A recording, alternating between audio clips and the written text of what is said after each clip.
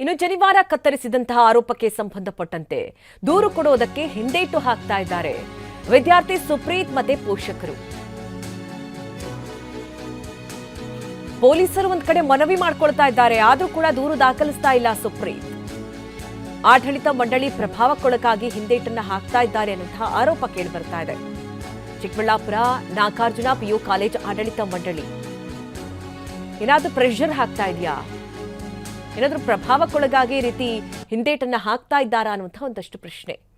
ಈ ಬಗ್ಗೆ ಗೊಂದಲಕ್ಕೀಡಾಗಿದೆ ನಂದಿಗಿರಿಧಾಮ ಠಾಣೆ ಪೊಲೀಸರು. ಸುಪ್ರೀತ್ ಕಡೆಯಿಂದ ವಿಡಿಯೋ ಲಿಖಿತ ದೂರು ಪಡೆಯುವಂತಹ ಪ್ರಯತ್ನಗಳನ್ನು ಮಾಡ್ತಾ ಇದ್ದಾರೆ. ಈಗಾಗಲೇ ಕಾಲೇಜಿನ ಡಿವಿಆರ್ ಅನ್ನ ವಶಕ್ಕೆ ಪಡೆದಿದ್ದಾರೆ ಪೊಲೀಸರು. ಯಾರಾದರೂ ಪ್ರಶ್ನಿಸಿದ್ರೆ ಉತ್ತರಿಸೋದಕ್ಕೆ, ಹೇಳಿಕೆಯನ್ನ ದಾಖಲಿಸೋದಕ್ಕೆ ಪೊಲೀಸರು ಯತ್ನ ಮಾಡ್ತಾ ಇದ್ದಾರೆ. ಆದರೆ ಅದಕ್ಕೆ ಸಹಕರಿಸ್ತಾ ಇಲ್ಲ ಸುಪ್ರೀತ್ ಹಾಗೆ ಕುಟುಂಬ. ನಿನ್ನೆ ಟಿವಿ9 ಜೊತೆ ಮಾತನಾಡುವಂತಹ ಸಂದರ್ಭದಲ್ಲೂ ಸುಪ್ರೀತ್ ಆಕ್ರೋಶವನ್ನ ವ್ಯಕ್ತಪಡಿಸಿದ್ರು. ನಾನೇ ತೆಗಿತೀನಿ ಅಂತ ಹೇಳಿದೆ ಸಿಇಟಿ ಪರೀಕ್ಷೆಗೆ ಹೋಗುವಂತಹ ಸಂದರ್ಭದಲ್ಲಿ. ಆದರೆ ಕತ್ತರಿಸಿ ಅದನ್ನ ಡಸ್ಟ್ಬಿನ್ಗೆ ಹಾಕಿದ್ರು.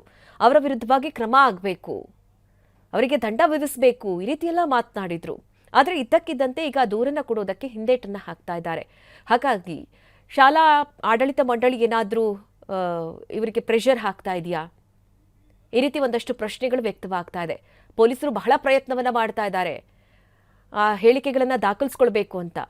ಈಗಾಗಲೇ ಶಾಲೆಯ PU ಕಾಲೇಜ್ ಬೋರ್ಡ್ ಏನಿದೆ ಅಲ್ಲಿನ ಡಿವಿಆರ್ ಅನ್ನು ಕೂಡ ವಶಕ್ಕೆ ಪಡೆದಿದ್ದಾರೆ ಪೊಲೀಸರು. ಇನ್ನು ಹುಬ್ಬಳ್ಳಿಯಲ್ಲಿ ರಾಜ್ಯ ಮಟ್ಟದ ಅಹಿಂದ ವಿಚಾರ ಸಂಕಿರಣ ನಡೀತಾ ಇದೆ. ಹುಬ್ಬಳ್ಳಿ ಹೊರವಲಯದ ಹೋಟೆಲ್ನಲ್ಲಿ ನಡೀತಾ ಇರುವಂತಹ ಕಾರ್ಯಕ್ರಮ. ಸಚಿವ ಸತೀಶ್ ಜಾರಕಿಹೊಳಿ, ಸಲೀಂ ಅಹಮದ್ ಸೇರಿ ಹಲವರು ಈ ಸಂಕಿರಣದಲ್ಲಿ ಭಾಗಿಯಾಗಿದ್ದಾರೆ. ಅಹಿಂದ ವರ್ಗದ ಸಾಮಾಜಿಕ ಶೈಕ್ಷಣಿಕ ಅಭಿವೃದ್ಧಿ ಬಗ್ಗೆ ಇಲ್ಲಿ ಚರ್ಚೆಯಾಗಿದೆ.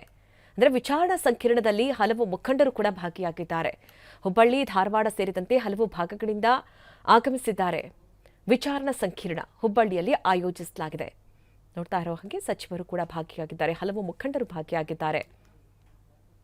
ಹುಬ್ಬಳ್ಳಿಯ ಹೊರವಲಯದಲ್ಲಿ ನಡೀತಾ ಇರುವಂತಹ ಒಂದು ಹೋಟೆಲ್ನಲ್ಲಿ ನಡೀತಾ ಇರುವಂತಹ ಕಾರ್ಯಕ್ರಮ ಇದು.